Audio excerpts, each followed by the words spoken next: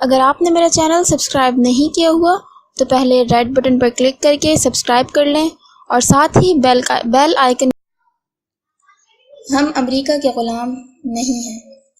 آج کل وزیر اعظم یوسف رضا گیلانی بیانات دینے کے معاملے میں پاکستان کے تمام سابق اور موجودہ سیاستدانوں کو پیچھے چھوڑ گئے ہیں۔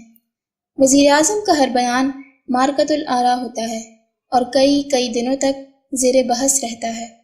مثلاً وزیر اعظم صاحب نے چند دن پہلے قومی اسمبلی میں کھڑے ہو کر فرما دیا تھا، اگر کوئی دوسرا شخص ملک کے مسائل حل کر سکتا ہے تو وہ آگے آئے، میں اقتدار چھوڑ دیتا ہوں۔ وزیر اعظم صاحب کے اس بیان کو قاضی حسین احمد سے لے کر ڈاکٹر بابر اعوان تک ملک کے بے شمار رہنماؤں نے سنجیدہ آفر سمجھ لیا اور یہ احباب آج کل پاکستان کے بڑے مسائل کی فہرست بنا رہے ہیں۔ اسی طرح وزیر اعظم صاحب نے گزشتہ روز فرما دیا، میرا چیف جسٹس ملک کا آئین ہے۔ وزیر اعظم صاحب نے جب سے یہ فرمایا ہے، قوم اس وقت سے پریشان ہے، کیونکہ یوسف رضا گیلانی کے آئین میں تو 17ویں ترمیم بھی شامل ہے اور اس ترمیم میں وہ 58(2) بھی شامل ہے، جس کی موجودگی میں صدر آصف علی زرداری اور صدر جنرل ریٹائرڈ پرویز مشرف میں کوئی فرق نہیں، اور وزیر اعظم یوسف رضا گیلانی اس ترمیم کے باعث سابق وزیر اعظم شوکت عزیز کا آئینی تسلسل محسوس ہوتے ہیں، اور وہ کل تک افتخار محمد چودھری کو اپنا چیف جسٹس کہا کرتے تھے۔ یہ تمام بیانات اپنی جگہ بہت شاندار ہیں، لیکن وزیر اعظم کا شاہکار بیان وہ تھا جس میں انہوں نے فرمایا تھا، ہم امریکہ کے غلام نہیں، لہٰذا ہم کسی کو اپنی فضائی یا زمینی حدود کی خلاف ورزی کی اجازت نہیں دیں گے۔ میں نے جب وزیر اعظم کے منہ سے یہ بیان سنا تو پاکستان کی ساری حالیہ تاریخ میرے سامنے کھل گئی تھی، اور یہ تاریخ چیخ کر قوم کی توجہ ان تمام واقعات کی طرف مبذول کروا رہی تھی جس سے غلامی کی بو آتی تھی۔ مثلاً آپ ابو الفراج کا واقعہ یاد کیجئے۔ ابو الفراج القاعدہ کا ایک سرگرم رکن تھا۔ پاکستان نے اسے 2 مئی 2005 کو مردان سے گرفتار کیا اور امریکہ کے حوالے کر دیا، جس کے بعد 6 مئی 2005 کو امریکہ کے ایک اخبار میں ایک کارٹون شائع ہوا۔ کارٹون میں ایک امریکی فوجی دکھایا گیا۔ فوجی کے ہاتھ میں ایک کتا تھا، کتے کے اوپر پاکستان لکھا تھا، اس کے منہ میں ابو الفراج تھا اور امریکی فوجی کتے پر ہاتھ پھیر کر کہہ رہا تھا، شاباش، تم نے بہت اچھا کیا، چلو اب دونوں مل کر اسامہ بن لادن کو تلاش کرتے ہیں۔ یہ کارٹون 9 اور 8 مئی کو پاکستانی اخبارات میں بھی شائع ہوا تھا، جس کے بعد معاملہ قومی اسمبلی میں پہنچا اور قومی اسمبلی نے حکم دیا وہ امریکی اخبار کو معذرت کرنے پر مجبور کرے۔ حکومت نے دفتر خارجہ کی ذمہ داری لگائی۔ دفتر خارجہ نے امریکہ میں پاکستانی سفارت خانے کو لکھا اور پاکستانی سفارت خانے نے امریکی اخبار کو خط لکھ دیا، لیکن امریکی اخبار نے معذرت کرنے سے انکار کر دیا، جس کے بعد ہماری حکومت خاموش ہو گئی۔ یہ واقعہ ثابت کرتا ہے کہ ہم امریکہ کے غلام نہیں ہیں۔ اسی طرح صدر فاروق احمد لغاری کے دور میں حکومت نے رمزی یوسف کو امریکہ کے حوالے کیا تھا۔ اس وقت امریکہ اور پاکستان کے درمیان مجرموں کے تبادلے کا کوئی معاہدہ نہیں تھا۔ امریکی حکومت نے جب رمزی یوسف کو عدالت میں پیش کیا تو جج نے سرکاری وکیل سے پوچھا، پاکستان نے رمزی یوسف کو کس قانون کے تحت امریکہ کے حوالے کیا؟ وکیل نے قہقہہ لگایا اور شہادت کی انگلی پر انگوٹھا رگڑ کر بولا، پیسے کے قانون کے تحت۔ اگر پاکستانیوں کو پیسہ دے دیا جائے تو یہ اپنی ماں کو بھی بیچ دیتے ہیں۔ امریکی وکیل کی اس گستاخی پر بھی پوری قوم نے شدید احتجاج کیا۔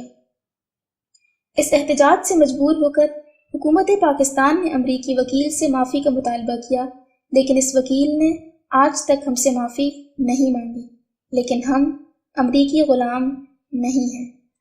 9/11 کے بعد رچرڈ آرمٹیج نے صدر پرویز مشرف کو دھمکی دی، تم لوگ ہمارا ساتھ دو ورنہ ہم پاکستان پر بمباری کر کے تمہیں پتھر کے زمانے میں دھکیل دیں گے۔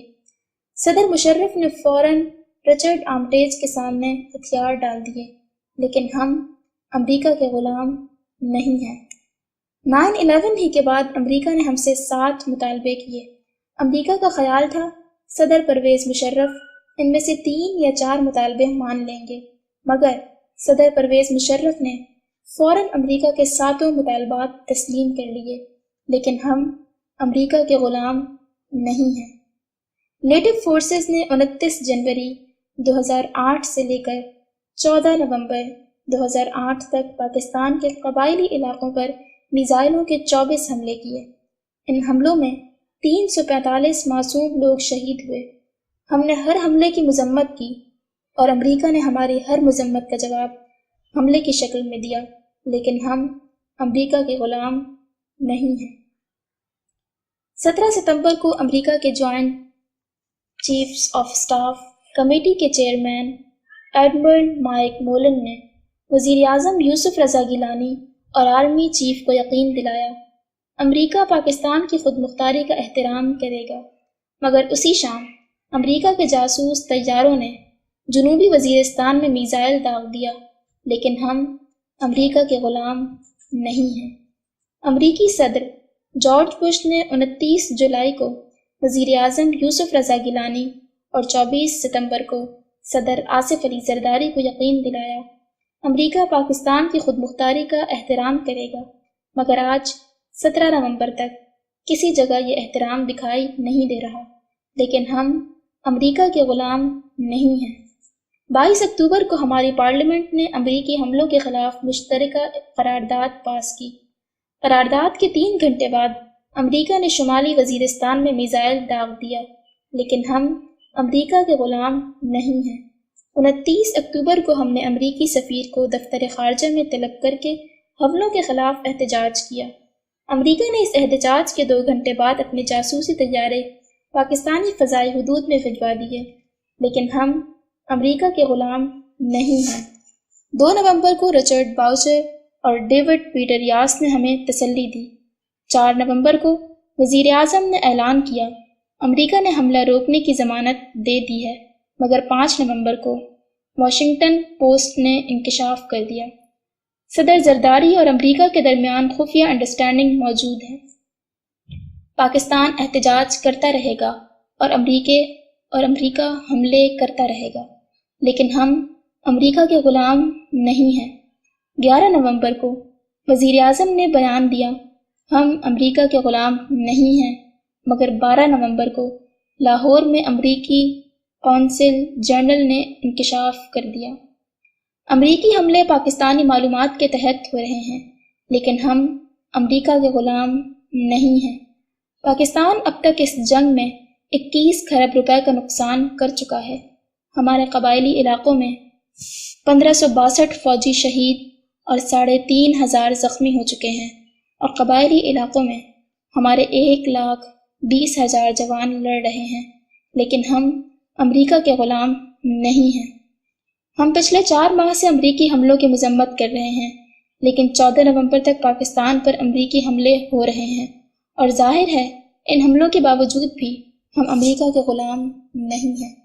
ہمارے وزیر اعظم بہت سادہ ہیں، وہ یہ تک نہیں جانتے کہ جب امریکہ کی جنگ کو اپنی جنگ قرار دے رہے ہیں، ہم امریکہ سے جنگ کا بل وصول کر رہے ہیں۔ ہم امداد لینے کے لیے امریکہ کے دروازے پر بیٹھے ہیں۔ ہم پر امریکہ روزانہ حملے کرتا ہے۔ ہم ان حملوں پر احتجاج کرتے ہیں اور اس احتجاج کا نتیجہ مزید حملوں کی صورت میں نکلتا ہے۔ پاکستان میں امریکی ایمبیسی پارلیمنٹر کو بریفنگ کے لیے دعوت نامے جاری کرتی ہے اور پاکستان کی وزارت خارجہ کو اطلاع تک نہیں دی جاتی۔ پاکستان IMF سے قرضہ لینے کے لیے امریکہ کی سفارش کراتا ہے اور پاکستان میں امریکی سفارتکاروں کو وائس رائے کا اسٹیٹس حاصل ہوگا، تو کیا وہ قوم امریکہ کے غلام نہیں ہوگی؟